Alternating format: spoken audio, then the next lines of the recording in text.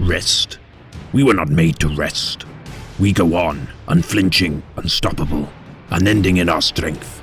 The Emperor did not make us for such mortal concerns as hearth and home, vanity or contemplation.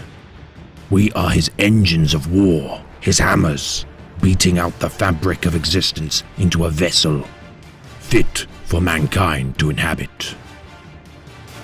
Many of the Primarchs of the Imperium are adored for their benevolence, but not all exhibit the traits of grace or kindness. Though the traitor Primarchs particularly are remembered for their bloodlust and cold demeanor, there is one true son of the Emperor whose commitment to the Imperium's ideals were ironclad.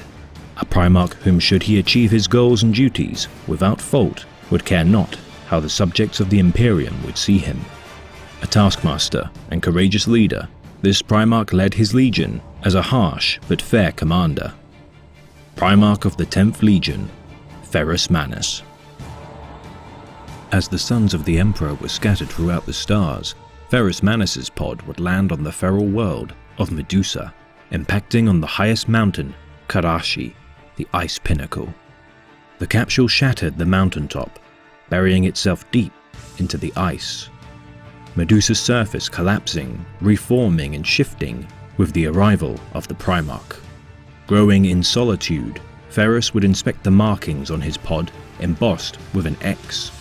Realizing it not to be native of the world, Manus would further examine runes and electroconductive stalagmites within the chamber in which he lived, his interference awakening a colossal biomechanical worm that lay dormant beneath the chamber, and after a futile effort to fight it, Ferrus would watch the creature escape and destroy everything within its path.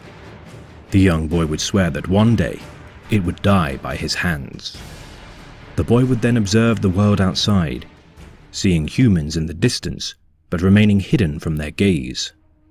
As years passed, the clans of Medusa would discuss sightings of a strange boy, being dubbed names by the many sects and groupings of inhabitants such as the Cataclysm, the Hunter, the Finality, and the Son of Man. More years passed until the Primarch was fully grown. Unscathed from living isolated within the mountain's core, Manus would not join with the clans of Medusa, instead seeking challenges on the planet to test his might and resilience. Slaying many ferocious beasts would prove his raw strength, culminating with his battle against the great silver worm, Asirnoth, the metallic beast which he had vowed to destroy. Impervious to conventional weapons, Ferrus would drown it in a river of magma, its flesh melting and fusing with the Primarch's arms, imbuing the Primarch with his legendary necrodermis-coated arms, with which his future legion would make their namesake.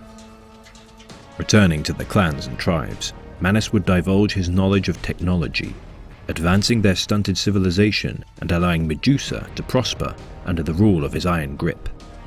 Though the clans would fight amongst themselves, Ferrus would never intervene, seeing the competition wrought by their infighting to be healthy for their continued improvement. With the arrival of the Emperor, Manus would test his father through battle, leveling entire mountains as they fought. Manus would relish the test of his strength, and willingly bend the knee to a warrior worthy of matching his power. Assuming command of the 10th Legion, the Iron Hands would stand obediently at their father's side, for soon they would be needed to fight the Emperor's great crusade. Fulgrim would be one of the first Primarchs to meet Ferrus Manus. Initially, Manus would show disdain for his brother, seeing him as a foppish artist wasting time on culture whilst the reclamation of the galaxy was at stake. Fulgrim would jokingly refer to Ferrus as the Gorgon, a mythical Terran creature renowned for its ugliness and ability to turn men into stone.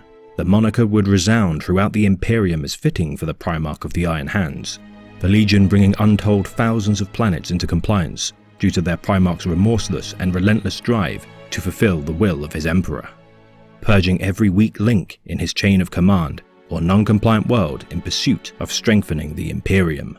Fighting alongside the Emperor's children on many occasions, such as the compliance of the human Disparec civilization, the two legions would forge tremendous bonds of trust and friendship, despite their unlikely contrast as warriors. Fulgrim had even boasted that he would create the perfect weapon to wield in the coming Great Crusade, As a master craftsman, the Gorgon would not let such a boast go unwarranted, and decided that they should compete to craft the finest weapons. Manus forged a sword known as Fireblade, its edge able to ignite alike to that of the Emperor's own weapon of choice, with Fulgrim forging the mighty warhammer Forgebreaker, a weapon capable of leveling entire mountains. The two would see their brother's craftsmanship as superior and concede defeat, and in an act of respect and solidarity, exchange their weapons. Their bond as brothers now complete. However, during the Horus Heresy, their kinship would be tested and tragically torn asunder. Fulgrim would be lured by the temptations of chaos, and before the beginning stages of the heresy, would try to persuade Ferrus Manus to join his cause. Enraged at even the suggestion of such an act, Ferrus attacked Fulgrim, a short duel wherein Ferrus would break Fireblade, mirroring the breaking of the bond of their brotherhood. Due to a hesitation to kill his brother for his treachery, Fulgrim would take the opportunity to strike Ferrus unconscious and claim his own creation, Forgebreaker. The Gorgon's elite honor guard of the Morlocks would be ambushed and killed during the deception, injuring their captain Gabriel Santor, letting him watch the betrayal unfold. Gaining consciousness, Ferrus Manus would resolve to enact his revenge on his traitorous brother. Departing with all haste, the Gorgon would lead a charge of loyalist legions to destroy the traitor forces before their armies could engage the wider Imperium.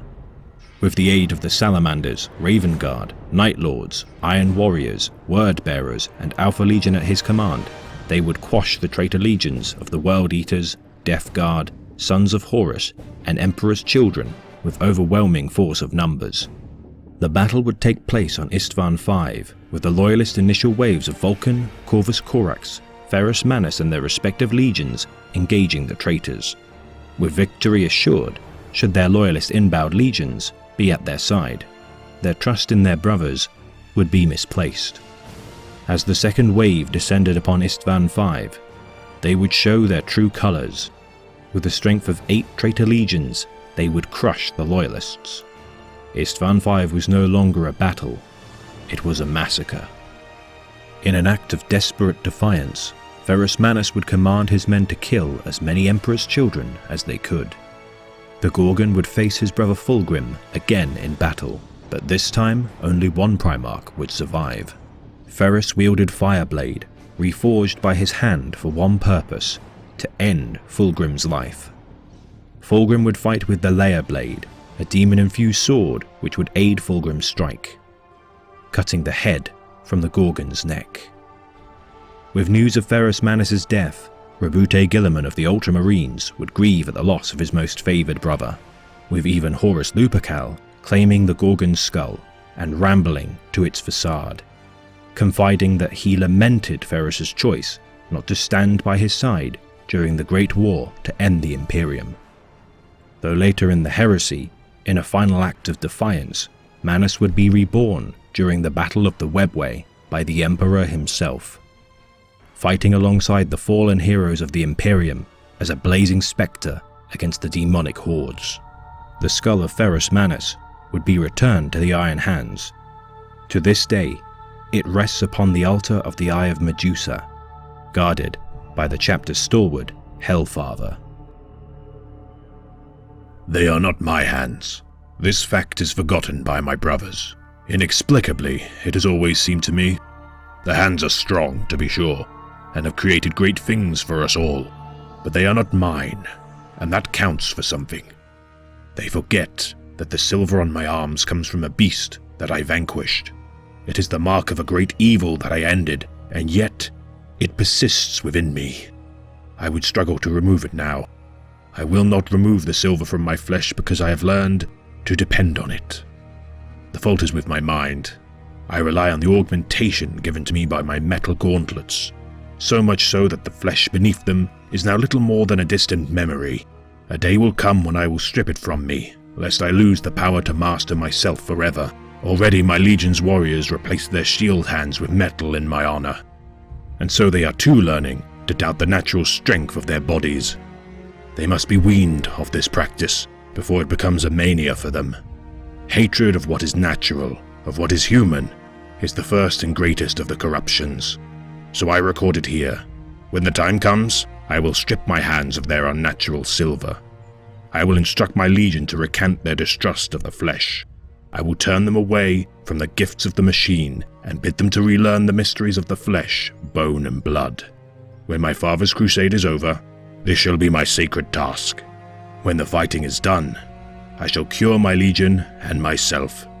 For if fighting is all there is, if we may never pause to reflect on what such devotion to strength is doing to us, then our compulsion will only grow. This has been a tale of the Great Imperium of Man, read by the Remembrancer. Sons of Ultramar, march for Macragge, for in my next Vox transmission, I shall elucidate the deeds of Primarch Roboute Guilliman.